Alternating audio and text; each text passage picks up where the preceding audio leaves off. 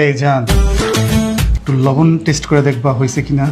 আচ্ছা, তোমার মতো হাউস হাজবেন্ডে সারাদিন কাম ডাকি, তরকারি রাঁধতে পারো, লবণ টেস্ট করতে পারো না? জান আস্তে, এত জোরে বললে আমি ভয় পাই শোনা।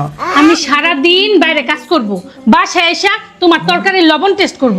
আমার ভাল লাগে না। বাড়ি থেকে কিছু শিখে আসো নি? জান বাপে শিখাইছে, কিন্তু একটু তো হাত কাঁচা শোনা, নতুন সংসার আস্তে আস্তে ঠিক হয়ে যাবে। টেস্ট করে দেখো। আমি সারাদিন ইউটিউব দেখি, আল্লাহর কসম তোমার কিভাবে বউয়ের মন জোগাইতে হয় রেসিপি দেখি শোনা, প্লিজ। লবণ ঠিক আছে, কিন্তু তরকারি একটু মজা হয় নাই।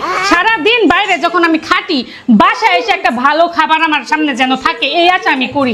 এরকম তরকারি দিয়ে ভাত খাওয়া যায় না। থাক আর বইলো না, আর কত বলবা, দাঁতের তলের কত পিসবা। আমার মতো অবলা স্বামী আর কত সহ্য করবে। সারাদিন কষ্ট করি, কাজ করি, একটু বাইরেও যাই না, আমি ভালো করবো। যাও এখন রেখে আসো এগুলা। আর কিছু লাগলে আমার বললাম, বাইরে যাচ্ছি কিনে নিয়ে আসবো। হ্যাঁ আমার লাগবে লাগবে। কিছু হইলে খালি কান্দে। আমার নিচে পড়া জিনিসটা ফুটো হয়ে গেছে, লাগবে একটা, ধরো আসতেছি। এতক্ষণ লাগে দরজা খুলতে? ভুল হয়ে গেছে, একটু কাজ করতেছিলাম। আসো আসো আসো আসো আসো। কি আনবো? পানি দাও আর রিমোটটা দাও। আমি পানি এখন আনছি।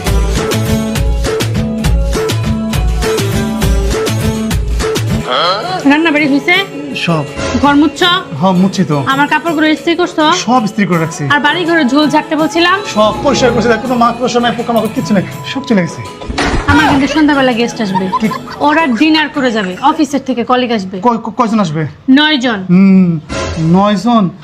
জান, আমি তো 9 জন রান্না করতে পারি না। কয়জনের পারো? আমি 2-3 জনের রান্না খুব ভালো 3 করতে পারি। জনের করে 3 বার আনবা, তাহলেই হবে। আর এই যে বাজার আছে, বাজারগুলো ই করবা, আর তেল অল্প খরচ করবা, পেঁয়াজ অল্প খরচ করবা। দাম কিন্তু অনেক বেশি, ইচ্ছা মতো তেল পেঁয়াজ ঢেলে দাও। বাপের বাড়ি থেকে তো নিয়ে আসুনি। আরে একটু ধাক্কা লেগে পয়রা যায়, আমি কি করব? আমি তো ইচ্ছা করে ফালাই না, আর যেটা বাঁচে পরে তো আমি রাইখা দিই শিপিতে করে। 5 লিটার তেল আনছি, হ্যাঁ। শেষ হইলে এই মাসে তেল চাইলে বাপের বাড়ি পাঠাবো, বাপের কাছ থেকে নিয়ে আসবা। বাপের বাড়ি থেকে নিয়ে আসবো?